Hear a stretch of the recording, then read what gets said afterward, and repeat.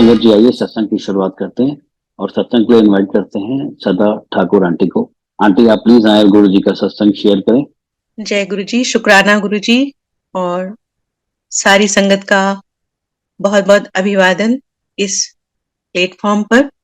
और गुरु जी का बहुत बहुत शुक्राना कि आज का दिन उन्होंने मुझे सत्संग के लिए यहाँ अ, बुला के मुझे ब्लेस करने के लिए, और बहुत सारी मेरी अ, जो मुझे पता भी नहीं है उन सब चीजों के लिए ब्लेस करने के लिए आज मुझे सत्संग के लिए चुना है।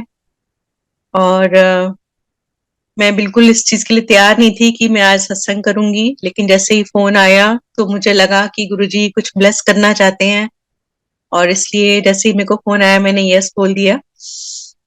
तबीयत मेरी थोड़ी ठीक नहीं थी, और बहुत दिन से मेरे को थोड़ा ये पोल्यूशन वगैरह से गला खराब हो गया था, और वायरल वगैरह चल रहा था, और ट्रेवलिंग से भी बहुत ज्यादा एग्रेशन हो रखी थी।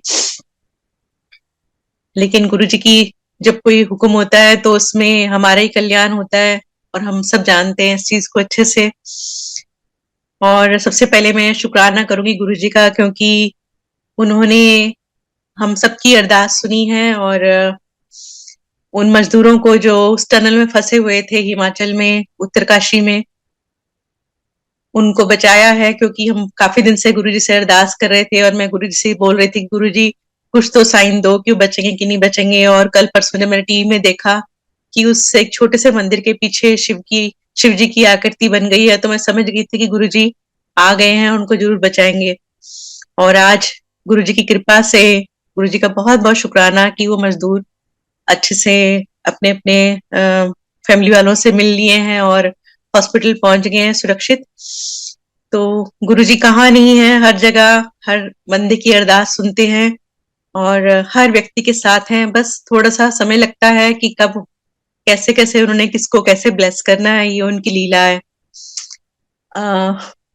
गुरुजी हर पल हर बंदे के साथ हैं, हर संगत के साथ हैं, और 24 घंटे साथ रहते हैं। उनको पता है कि किसके जीवन में क्या चल रहा है, क्या उदासियां है, क्या नेगेटिविटी है। वो उसी उसी तरीके से उसको ब्लेस करने के लिए वहीं पहुंच जाते हैं, चाहे वो मंदिर आ पाए चाहे नहीं आ पाए।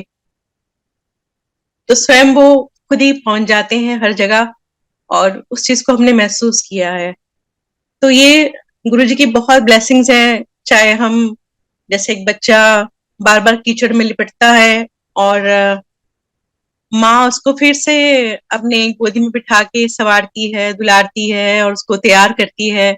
लेकिन हम फिर इस दुनियावी मायावी दलदल में फंसकर गंदे होके गुरुजी के पास आते हैं, और गुरुजी फिर प्यार से हमें अपनी गोदी में ले लेते हैं। तो ये हमारे गुरु का प्यार हमारे लिए कि वो, चाहे हम भूल जाएं, चाहे हम मंदिर आ पाए ना आ पाए, लेकिन वो स्वयं हमसे मिलने के लिए, हमें ब्लेस करने के लिए हमारे अंग संग रहते हैं, हमें बार बार अपने साथ जोड़े रखते हैं। ये उनका बहुत बहुत शुक्राना है। मेरी जर्नी तो आप सब लोगों ने सुनी है, लेकिन मैं फिर भी दोबारा से अपनी जर्नी को शेयर करना चाहती हूँ, क्योंकि वो लम्हे जिनमें हम गुरु जी से मिले, और गुरु जी से पहली बार मिले, वो कभी भी भुलाने के लिए, उस पल को हम भुला ही नहीं सकते।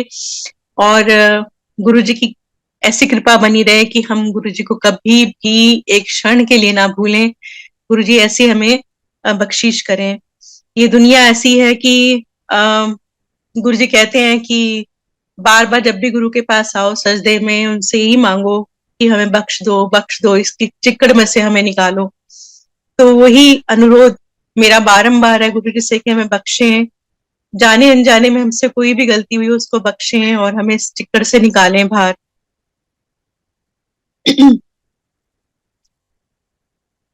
मैं जब गुड़गांव शिफ्ट हुई थी तो मेरी मुलाकात नूतन आंटी से हुई। वो मेरी फ्रेंड बन गए थे, और उनको गुरुजी प्यार से नंदनी बोलते थे। और जब अब वो दुनिया में नहीं है, लेकिन मेरे सत्संग में हमेशा हमेशा रहेंगे, क्योंकि वो माध्यम जो हमें गुरुजी से मिलाता है, वैसे वो गुरुजी ने ही चुना होता है, लेकिन उसको कभी नहीं भुला सकते, और उसके बारंबार आभारी रहना चाहिए। तो मैं नूतना आंटी की आभारी हूँ, जो मुझे गुरुजी से उन्होंने मिलाया और 3 साल तक सत्संग सुनाए गुरुजी के। लेकिन हम इफ बट में पड़े रहे, क्योंकि बहुत सारे बाबाओं और एस्ट्रोलॉजर्स ने हमें बहुत गुमराह किया था कि भी हमारे ले गाओ, ऐसा करो वैसा करो, ये करो वो करो, तुम्हारा नाम हो जाएगा। लेकिन कभी कुछ हुआ नहीं, बल्कि और स्थिति जो थी वो बदतर हुई चली जा रही थी। और गुड़गांव में आके हम लोग अकेलापन महसूस करते थे। यहाँ का सिस्टम दिल्ली से अलग था, लोग आपस में बात करना नहीं पसंद करते थे। तो मैं साईं मंदिर जाती थी और मैं साईं का मंदिर ढूंढ रही थी, और मुझे साईं का आंगन गुड़गांव में मिला, जहां पर मैं वीरवार को गाने लगी।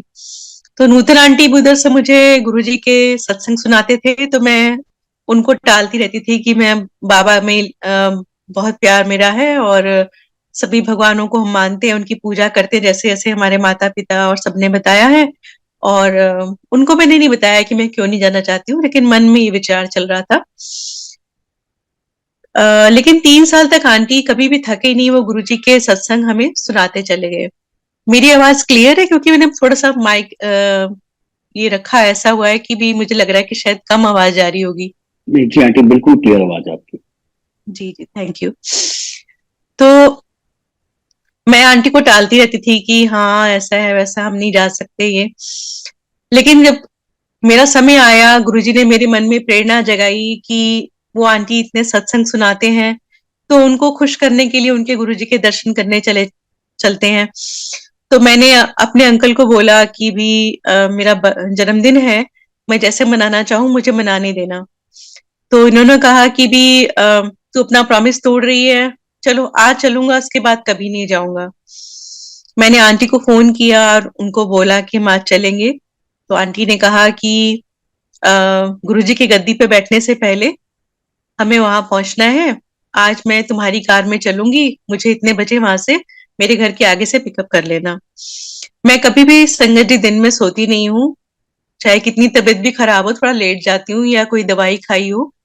लेकिन उस दिन पता नहीं गुरुजी की क्या मेहर हुई मेरे ऊपर कि मैं लेटते ही सो गई दिन में। और मैं एक ड्रीम देखती हूँ, उसमें मैं छोटे मंदिर पहुंच जाती हूँ, जबकि मुझे छोटे मंदिर के बारे में, वहां के बारे में कुछ नहीं पता था। और मैं पहुंचती हूँ ड्रीम में, वहां गुरुजी एक गोल्डन सिंहासन के ऊपर बहुत सुंदर चोला पहनकर बैठे हैं। और एक ओमकार और ओम वो लाइट में ब्लिंक कर रहा है। ऊपर एक गोल्डन ईगल उड़ रहा है आसमान में। मेरी आंख खुलती है, मैं सोचती हूँ मैं को जहां जाना है ये वही जगह है। तो जब आंटी मेरी कार में बैठते हैं, मैं उनसे बातों बातों में पूछती हूँ कि भी जहां हम जा रहे हैं वहां सब, वहां ये सब है? तो कहती हैं तेरे को कैसे पता चला? बाकी सब तो ठीक है, लेकिन वो ईगल तो नहीं हो सकता ऊपर, क्योंकि ऊपर छत है। तेरे को गुरुजी ने दर्शन दे दिए और तू ब्लेस हो गई। और मेरे सर के ऊपर से सब बातें निकल गई। मैंने उसको कोइंसिडेंस में लिया, जैसे कि सपना आ गया और ठीक है। तो जब हम वहां पहुंचे और एम्पायर स्टेट में, तो हम जल्दी पहुंच गए थे। मुझे कुछ भी तब वहां के मंदिर के बारे में कुछ पता नहीं था कि क्या होगा क्या नहीं होगा। तो हम जल्दी पहुंच गए, तो वहां पे संगत नहीं थी तब, कोई लाइन नहीं थी। और मैं, नूतन आंटी और मेरे अंकल और मेरे दोनों बच्चे, हम लाइन से एक दूसरे के पीछे चलने लगे। गुरुजी बैठे हुए थे एक सेटी के ऊपर, कैजुअल वियर्स पहने हुए थे, जॉगिंग शूज। और वहीं से उन्होंने ऐसे दरवाजे की तरफ देखा। तो मेरे को थोड़ी हैरानी हुई कि मैंने सपने में चोले में देखा था बहुत सुंदर, इन्होंने तो कैजुअल वियर्स पहने हुए हैं, लेकिन गुरुजी इतने सुंदर लग रहे थे उन कपड़ों में। और पैर ऊपर करके बैठे थे गुरुजी, मैं भूल नहीं सकती। उन्होंने पूछा कौन है? तो नूतन आंटी बोले कि मेरी फ्रेंड हैगी, कच्ची पक्की। तो उसने बोला पक्की। तो गुरुजी कहते की कर देने। हमने कहा गुरुजी हम गाना गाते हैं। केहो जा गांदे हो? हमने कहा गुरुजी कैसे बताएं, आप सुनोगे तो मालूम चलेगा। तो कहते चंगा बह जा, कितने तरह रहने वाला है? इन्होंने बोला गुरुजी मैं जम्मू दा। मुझे मालूम नहीं था कि गुरुजी मुझे बोल रहे हैं। मुझे आवाज आई, गुरुजी कहते तू ते अंबाले चंडीगढ़ दे कोल दी सरदारनी हैगी। मैंने ऐसे देखा पीछे, तो गुरुजी मेरे को ही बोल रहे थे। संगत जी मेरे एकदम रोंगटे खड़े हो गए, क्योंकि मैं सिख बॉर्न बच्चा थी, लेकिन मेरी मासी, उनके कोई बच्चा नहीं था तो उन्होंने मुझे अडॉप्ट कर लिया था। वो हिंदू फैमिली में भी आए हुए थे, तो इस बारे में हमने किसी को ज्यादा शेयर नहीं किया था। मेरे स्कूल टाइम की फ्रेंड्स, उनको पता था, जो कि सब बिछड़ चुकी थी। कॉलेज में मैंने किसी से इतनी बात नहीं करी कभी, क्योंकि मैं 1 साल कॉलेज गई थी, उसके बाद नॉन कॉलेजिएट हो गया था। देन शादी हुई तो मैंने अपने इन लॉज तक को नहीं बताया था कि मेरी क्या स्टोरी है। तो मेरे अंकल को पता था, लेकिन हमने कभी जरूरी नहीं समझा कि हम किसी को कुछ बताएं।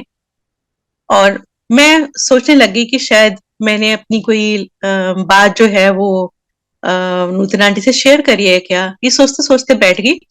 इतनी देर में कोई अंकल आए, उन्होंने मेरे हाथ में चाय प्रसाद का गिलास पकड़ा दिया और मैं उसको पीने लगी। तो जैसे मैं पी रही थी तो मुझे लगा कि मेरे गले में एक प्रॉब्लम थी, जो सिंगर के लिए बहुत ही तकलीफदायक थी।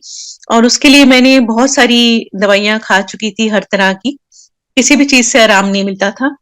लेकिन उस पल ऐसा लगा कि जैसे वो चाय प्रसाद जो मैं पी रही हूँ, वो मेरे गले को बहुत राहत पहुंचा रहा है। तो मेरे को लगा कि ये अभी इसमें लौंग दालचीनी डली हुई है, तो ये टाइमली रिलीफ है, उसके बाद वैसे ही हो जाएगा। लेकिन संगत जी, वो चाय प्रसाद जिस दिन से मैंने पिया, उस दिन के बाद से लेके मुझे वो तकलीफ कभी भी नहीं हुई, गुरु जी की कृपा से। तब ये नहीं पता था कि ये चाय प्रसाद है, तब हमें लगता था कि हम चाय पी रहे हैं। लेकिन धीरे धीरे गुरु जी ने समझ बख्शी, सत्संग सुने, मालूम चला कि गुरु जी का ये डिवाइन प्रसाद है, और धीरे धीरे इस प्रसाद की अहमियत पता चली। फिर लंगर आया, शबदवाणी चली पहले, और उसके बाद लंगर आया। लंगर में मिर्चें वो सब खाई, वो गुरुजी की अपनी अलग तरीके की ब्लेसिंग थी जो उन्होंने मैं देनी थी। फिर हमने लाइन में लग के हाथ धोए, उसके बाद हम वहीं से जाने लगे थे। जल प्रसाद भी बाहर मिला हमें। तो मैं थोड़ा शॉर्ट में करके बता रही हूँ, सत्संग तो ये काफी लंबा है। लेकिन जैसे ही किसी ने देखा कि हम जा रहे हैं तो उन्होंने बोला कि आप अभी जा नहीं सकते, अभी गुरुजी से आज्ञा लेनी है। तो हम फिर से लाइन में लगे। मैंने मत्था टेका, गुरुजी कहते ऐश करो आंटी। अंकल ने मत्था टेका तो गुरुजी कहते वीरवार नु आई ते 5.25 ग्राम का सोने का ओम बना के ले आई। हमने एक दूसरे को देखा कि भी शायद ये बाबा जी भी सबसे दक्षिणा के रूप में सोने का ओम लेते होंगे, ये इनका अपना तरीका होगा। और हम जब गाड़ी में पहुंचे, हम दोनों की आपस में लड़ाई शुरू हो गई। बच्चे अपने तरीके से तंग कर रहे थे कि हमें बहुत मिर्ची लगी, ये है वो है सब करके। तो उस दिन इतना पता नहीं था कि भी ये लंगर प्रसाद है या कैसे हमें जाना है, कहीं रुकना है कि नहीं रुकना, इतना नहीं मालूम था। तो लड़ाई हुई खूब घर जाके। नेक्स्ट डे नूतन आंटी का फोन आ गया कि भी तू तो बहुत ब्लेस्ड है, फिर से गुरुजी ने ऐसी बात करी। वो जो पुरानी संगत होती थी वो ऊपर उनको भेज दिया जाता था, गुरुजी हमसे क्या बात कर रहे हैं उनको नहीं पता चलता था। तो उन्होंने मुझसे सारा पूछा और उसके बाद कहा कि भी आप ये सब करें जो गुरुजी ने बताया है। तो मैंने उसको मना कर दिया कि मैं नहीं जा सकूंगी, मेरे घर में पहले ही बहुत लड़ाई हुई है। तो उसने कहा कि नहीं नहीं, ये तो करना पड़ेगा। हमने सोच के कि भी कोई वहम ना रह जाए, तो हम एक तरह से उसको वहम की तरह ले रहे थे कि भी पहले ही वर्स कंडीशन चल रही है, और अगर हमने ये नहीं किया तो शायद कहीं कुछ और बुरा ना हो जाए। तो हम लड़ते झगड़ते सोने का ओम बनाया और गुरुजी के पास वीरवार को पहुंचे। तो जैसे ही वीरवार को वहां पहुंचे तो गुरुजी, हम लाइन में लगे थे, गुरुजी ने दूर से देखा, कहते ले आई। हमने कहा हाँ जी। तो हमने एक दूसरे को देखा कि गुरुजी को याद है कि इनसे ओम लेना है। तो हम आगे पहुंचे तो गुरुजी ने ऐसे हाथ किया, इन्होंने गुरुजी के हाथ पे वो ओम रख दिया। गुरुजी ने उसको बड़ी प्यारी दृष्टि से देखा, मैं आज कहूंगी कि मेहर की दृष्टि से देखा, और पूछा कि डेट ऑफ बर्थ हैगा। तो इन्होंने अपना डेट ऑफ बर्थ बताया। फिर गुरुजी ने ऐसे वापस दिया और कहा मंडे नू काले धागे विच पाके एनू गले विच पा ली। तो हमें समझ आ गया कि गुरुजी ने तो ये ब्लेस करके वापस दे दिया है, शायद एज अ सिंगर, नजर वजर के लिए या कुछ और। तो मैं एकदम से बोली गुरुजी को कि गुरुजी मेरे वास्ते। गुरुजी कहते ਤੁਹਾਡਾ ਇੱਕੋ कनेक्शन हैगा। मैं एकदम से हैरानी से देखती रही, मन में बुबड़ किया ये तो आना नहीं चाहते थे। पंजाबी मेरे को थोड़ी समझ नहीं आई थी, लेकिन आसपास के लोगों ने समझाया कि भी आंटी एक जना ब्लेस होता है तो दूसरा ब्लेस हो जाता है। मैंने मन में बुड़बुड़ किया कि ये तो आना ही नहीं चाह रहे थे, और चलो कोई बात नहीं, हम बैठ गए। लेकिन एक फेथ ये हो गया था कि गुरुजी वैसे बाबा नहीं है जैसा हमने सोचा था। आज हम गुरुजी से नतमस्तक होके उन सब चीजों के लिए सॉरी बोलते हैं कि हमारे मन में ऐसे विचार आए, क्योंकि वो समय ऐसा चल रहा था कि हर तरफ से ऐसे ही न्यूज़ें आ रही थी, और काफी जो पिछला हमने अनुभव किया था उसकी वजह से हमारे मन में वो छवि बनी हुई थी। तो गुरुजी भी जानते थे कि हमारा तो हृदय सही है, लेकिन उन्होंने हमें ब्लेस करना था, उनका अपना तरीका था। उन्होंने अंकल को कैसे जोड़ना था, कैसे ओम ब्लेस करके देना था, ये उनको पता था। तो हम जाने लगे। तीसरी चौथी बार में गुरुजी ने कहा कि बच्चे नहीं लेके आने हैं, बच्चे आप घर छोड़कर आए। कर्नल जोशी अंकल ने समझाया कि अंकल आंटी आप आया करो, बच्चों को घर छोड़ के आया करो। तो मन में चिंता रहती थी कि बच्चे छोटे हैं, छोटा 5 साल का है, बड़े दोनों के बोर्ड के एग्जाम चल रहे हैं, 10th और 12th। तो कैसे होगा, कैसे चलो कोई नहीं, ऐसा सोच के हम बच्चों को छोड़ देते थे। और गुरु से मिले बिना रहा भी नहीं जाता था। वहां जाकर बहुत अ, शांति मिलती थी, शब्द चलते थे, लंगर खा के और तृप्ति हो जाती थी। फोन साइलेंट रहते थे, कुछ देर के लिए सारी समस्याएं खत्म हो जाती थी दुनिया की। तो ऐसा लगता था कि भी ये जन्नत है और यहीं बैठे रहो, यहां से निकलो मत। लेकिन समय आता था कि हमें जाना पड़ता था घर वापस, और फिर से वही समस्याएं शुरू हो जाती थी।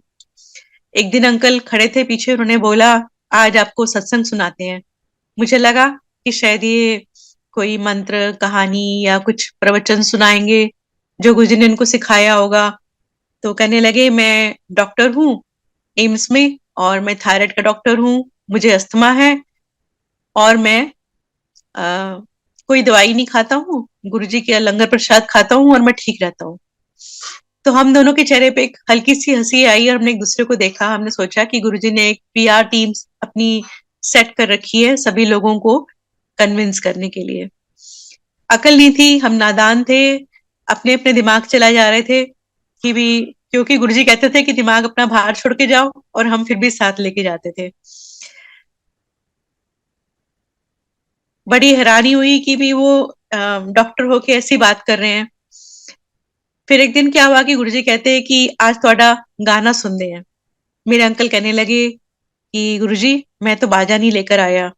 वो बाजा किथे है? घर। घर किथे है? गुड़गांव। ते गुड़गांव केड़ा पाकिस्तान है? जा चक के लिया बाजा, आंटी नु इथे ही छड़ जा। गुरुजी ने मेरे को आंख से इशारा किया, मैं समझ गई कि गुरुजी कह रहे हैं इधर बैठ जा। तो मैं सिंहासन के राइट साइड जाके बैठ गई।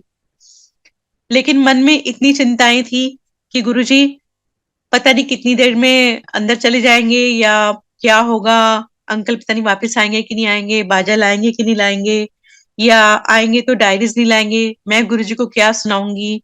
मेरे को तो भजन आते नहीं है, और 2 भजन आते हैं, 2 शब्द आते हैं, उसके अलावा गुरुजी ने बोल दिया तो मैं क्या सुनाऊंगी। ये सब चिंताएं लेके मैं वहां गुरुजी के पास बैठी हुई थी। तभी मेरा ध्यान ऐसे गया कि उस दिन मेरा फेस संगत की तरफ था, और वैसे तो हम गुरुजी की तरफ फेस करके बैठते थे, इस बार मेरा फेस संगत की तरफ था। तो मेरे दृष्टि गई तो मैंने देखा कि वहां पर बहुत वीआईपीज बैठे थे, और बॉलीवुड के लोग थे, कुछ मिनिस्ट्री लेवल के थे। तो मैं थोड़ी सी और नर्वस हो गई कि मैं इन सब लोगों के बीच में क्या गाऊंगी। फिर इतनी देर में 15 मिनट में अंकल बाजा लेकर आ गए। तो मुझे बड़ी हैरानी हुई कि इतनी जल्दी कैसे आ गए, या तो मेरी घड़ी फास्ट है या क्या हुआ है ये अपने आप में एक सत्संग था संगत जी की। उन दिनों मेट्रो कंस्ट्रक्शन चल रही थी, और 1.5 घंटा हमें जाम में लगता था एम्पायर स्टेट पहुंचने के लिए आरडी सिटी से। तब हम आरडी सिटी में रह रहे थे। तो कैसे 15 मिनट में बाजा लेकर अंकल पहुंचे, ये अपने आप में एक सत्संग है। जो उस समय हमारे दिमाग ने काम नहीं करा, लेकिन बाद में हम सोचते ही रह गए इस चीज को। लेकिन कभी गुरुजी से कुछ पूछा नहीं कि ये हुआ क्या। तो जैसे ही बाजा आ गया तो गुरुजी ने इशारा किया कि अभी रुक जाओ। फिर मैंने नोटिस किया कि काफी सारी संगत चली गई, कुछ संगत रह गई। तब गुरुजी ने कहा कि बाजा कर दो। नहीं, गुरुजी ने पहले बोला कि लंगर करो। हमने बोला गुरुजी हमने खा लिया खाना।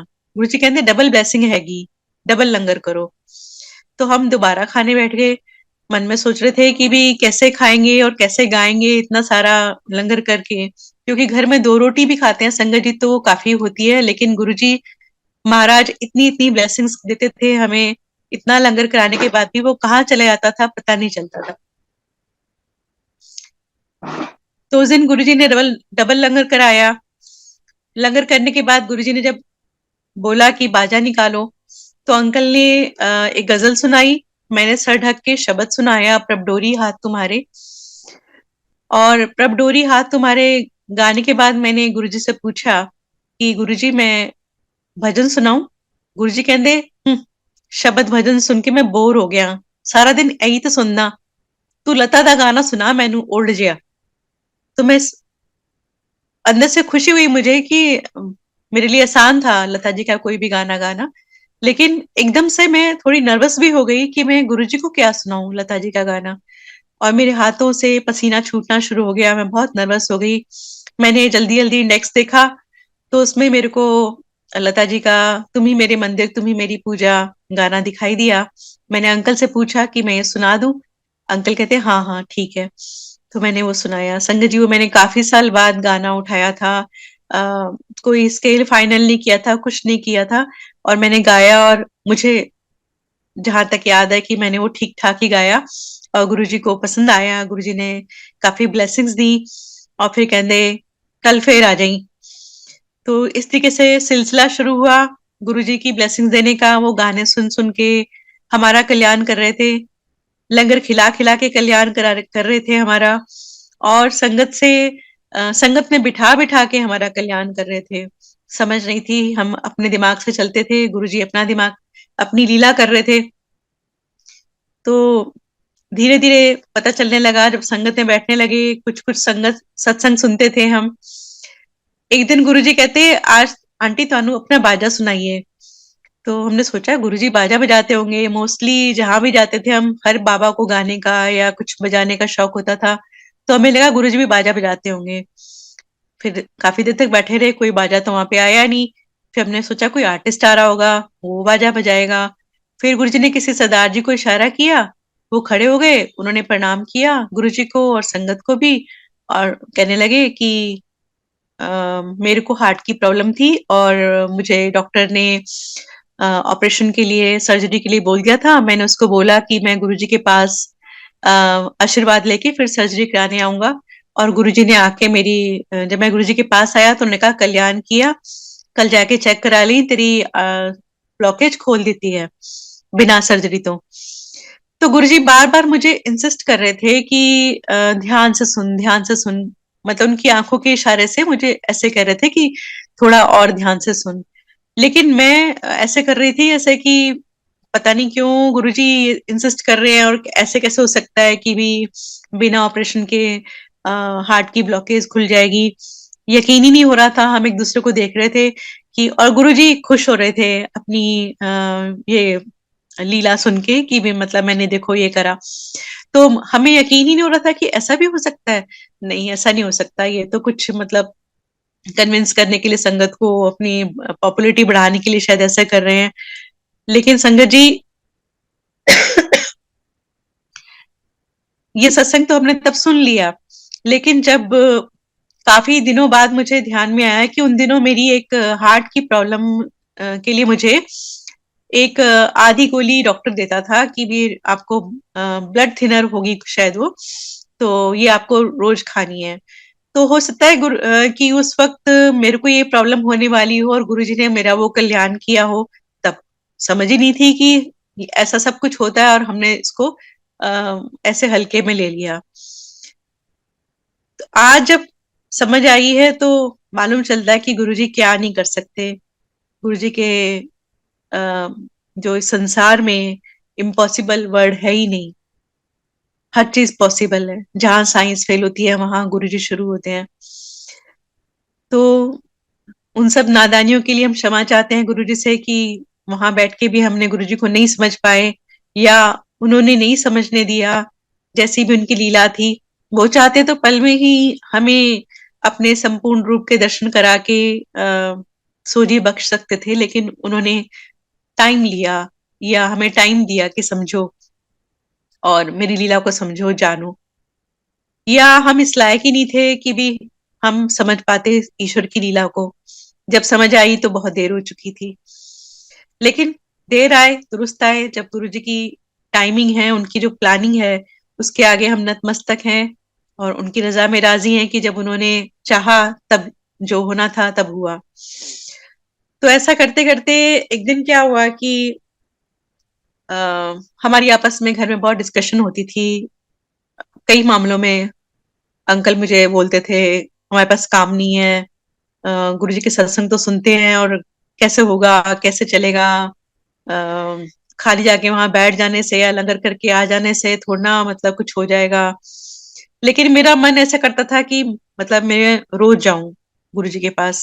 इतना जैसे मेरे को लगता था कि मेरा मायका है, मैं वहां जाती हूँ, मुझे थोड़ी देर की रिलीफ मिलता है। संगत जी, मेरे पास कोई जगह नहीं थी कि मैं कहाँ जाऊं, और क्योंकि मेरे पेरेंट्स अपने नहीं थे, और जो रियल ब्रदर सिस्टर थे वो बहुत अ, दूर थे, और सब अपनी अपनी दुनिया में मस्त थे। तो एक दिन गुरुजी ने ऐसे ही पता नहीं क्यों बातों बातों में बोल दिया कि तेरे रिश्तेदार काम नहीं आने, संगत तेरा परिवार है, अयो अयो तेरे काम आना है। मैं सोचने लगी कि गुरुजी मुझे ऐसे क्यों बोल रहे हैं। लेकिन आज जब मुड़ के देखती हूँ तो गुरुजी ने एक इतना सुंदर परिवार दे दिया जिसमें सभी ऐसा लगता है कि अपने हैं। कोई बिछड़ी हुई सोल्स थी जो हमसे बिछड़ चुकी थी और संगत के रूप में अब हमें मिल रही हैं, और मुश्किल के वक्त वही काम आ रही हैं। बाकी कोई काम नहीं आ रहा, बाकी सब यूजर्स हैं। तो ये गुरु जी के जो वचन उन्होंने कहे वो सब एक एक होके सामने आ रहे हैं, और एकदम से याद आती है गुरु जी की, और फिर आंखें भर आती हैं कि अभी जो भजन भी चला कि मेरा मेरा करदी सी मेरा नहीं सी कोई, तेरा तेरा रटन लगी ता मैं भी तेरी हुई। तो गुरुजी ने सारी दुनिया दिखा के ये बोला कि कौन आया तुम्हारे काम, है ना, बिना गुरु के। और यही हाल हुआ कोविड में कि जब सांसें भी नहीं आ रही थी और कोई अपना था भी नहीं पास में, तब उस वक्त कौन काम आया, सिर्फ गुरु, है ना। तो इसलिए हमें अपने गुरु का नाम ही जपना चाहिए, उन्हीं से सोजी मांगनी चाहिए कि वही हमें राह दिखाएं, सच्ची राह दिखाएं, और हम उनकी राह पे चलें। संगत जी, मेरे को एक और सत्संग याद आ रहा है कि आ, मैं बच्चों के लिए, ये मैं सुना चुकी हूँ, कोई बात नहीं फिर भी सुना देती हूँ। मैं बच्चों के लिए ऐसे ही खाना बना के चली गई जल्दी जल्दी, और जब मेरे पास लंगर सर हुआ तो बहुत तरीके की मिठाइयाँ, और काफी उस दिन कोई फंक्शन भी था, तो काफी अच्छा लंगर था। मेरा ध्यान बच्चों की तरफ चला गया, मैं चुपचाप खाते खाते सोच रही थी कि बच्चों ने पता नहीं कैसे खाना खाया होगा। तो ये लंगर करके काफी देर बाद मैं गुरुजी के पास बैठी थी, गाने वाने भी सुना दिए गुरुजी को। उसके बाद जब मैं जाने लगी तो गुरुजी ने ऐसे हाथ किया और कहने लगे ए बच्चियां वास्ते ले जा। संगत जी, मिठाई का डिब्बा वहां पर था ही नहीं, वो कहाँ से आया आज तक मुझे समझ नहीं आया। ऐसे हवा में हाथ लहराया गुरुजी ने और मिठाई का डिब्बा गुरुजी के हाथ में था, और मैं लेके पागलों की तरह से कुछ नहीं मैंने सोचा ये कहाँ से आया है, क्या हुआ, पता नहीं, मुझे अंधा कर दिया था गुरुजी ने, क्या किया था, उनकी लीला वो ही जाने। और मैं आके कार में बैठ गई, और मेरे को ऐसा लगता रहा कि वो 1 किलो का डिब्बा जो है वो 2 किलो, 5 किलो ऐसे बढ़ता जा रहा है, 10 किलो, 20 किलो। मैं मेरे से रहा नहीं गया, मैंने अंकल को बोला कि ये पता नहीं मिठाई के डिब्बे में क्या है जो इतना भारी भारी क्यों लग रहा है, मैं इतनी थक गई हूँ क्या। तो ये कहने लगे मजाक के मूड में कि गुरुजी को पता चल गया होगा कि हमें नोटों की जरूरत है, इसलिए इसमें नोट भर दिए होंगे। और मेरी मेरी इनसे लड़ाई शुरू हो गई कि भी तुम्हें हर जगह नोटों के सपने आते रहते हैं। और हम लड़ते झगड़ते घर पहुंचे। बच्चों ने जैसे दरवाजा खोला, कहते मम्मी आपके अंदर से गुरुजी की फ्रेग्रेंस आ रही है। हम गुरुजी को छूते थे जैसे चरण या हाथ, जब भी गुरुजी की कृपा होती थी तो वो मौका हम छोड़ते नहीं थे, और गुरुजी के फीट टच कर लेते थे, हाथ टच कर लेते थे, तो एक फ्रेग्रेंस जो गुरुजी के पास से आती थी वो हाथों से आनी शुरू हो जाती थी। वो काफी हाथ धोने के बाद भी नहीं जाती थी। तो हम सोचते थे कि गुरुजी कोई बहुत बढ़िया परफ्यूम लगाते हैं जो कि अच्छा कंपनी का होगा, कोई ब्रांडेड होगा, लेकिन ये नहीं पता था कि वो डिवाइन फ्रेग्रेंस है। दिमाग कई जगह पे इतना फेल हो जाता था कि वो गुरुजी की लीला होती होगी कि हमें समझ ही नहीं आती थी। तो मैंने सोचा कि गुरुजी के हाथ से हमने वो डिब्बा लिया है और मैंने उसको काफी देर से अपने ऐसा सीने से लगा के रखा हुआ है, तो इसलिए ऐसा बच्चों को फील हो रहा होगा। जल्दी से हमने वो मिठाई का डिब्बा खोला, उसमें देखा बेसन के लड्डू थे, और वो उसमें से बहुत अच्छी रोज की फ्रेग्रेंस आ रही थी, और पूरे घर में वो फ्रेग्रेंस फैल गई। और हमने और बच्चों ने सबने मिलके वो खाए, और काफी दिनों तक वो फ्रेश रहे। नहीं पता था कि वो डिवाइन प्रसाद है या उसको बचा के रखना है, नहीं गुरुजी की आज्ञा हुई होगी। तो ना हमने पूछा किसी से, और गुरुजी ने खूब खूब ब्लेस किया, वो हमने काफी दिन तक खाए। फिर ऐसे एक दिन गुरुजी के पास बैठे हुए थे, गुरुजी ने अंकल से पूछा कि क्यों मुंह लमका के बैठे हो। बैठे हुए सिंहासन पे थे और हम एम्पायर स्टेट की दीवार के साथ सट के बैठे हुए थे। वहीं से गुरुजी ने ऐसे दूर से पूछा क्यों मुंह लमका के बैठे हो दोनों जने।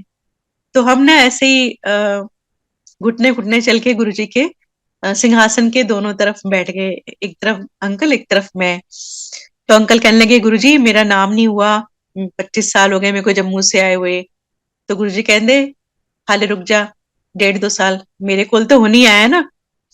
तो अंकल का मुंह छोटा सा हो गया कि भी अभी 1.5-2 साल और रुकना पड़ेगा। तो मायूस से हो गए। फिर गुरुजी कहते जा बाजा कट के ले आ।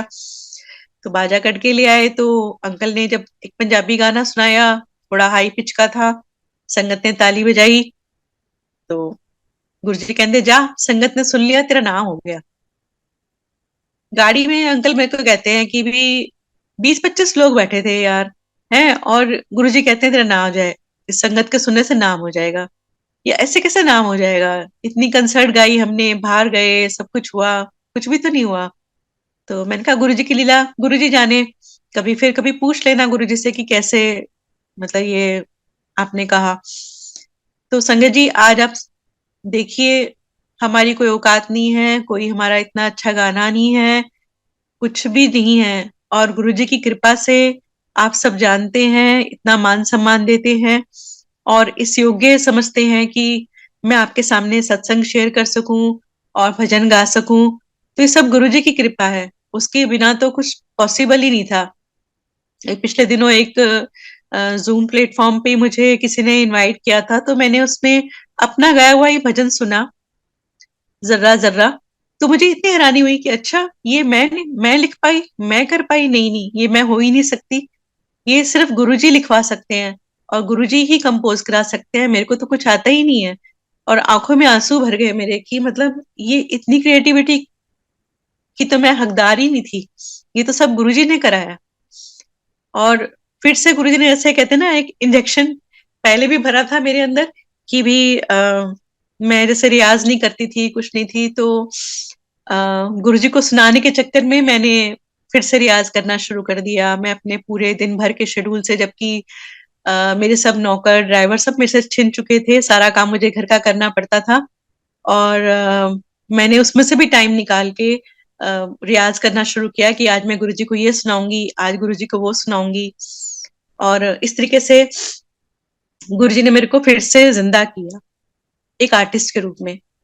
तो मैं उठी और मैंने रियाज किया और गुरुजी के लिए सारे गाने तैयार किए, पुराने पुराने सॉन्ग्स, कि गुरुजी को लता जी के गाने अच्छे लगते हैं, पंजाबी अच्छे लगते हैं, तो मैं तैयार करने लगी।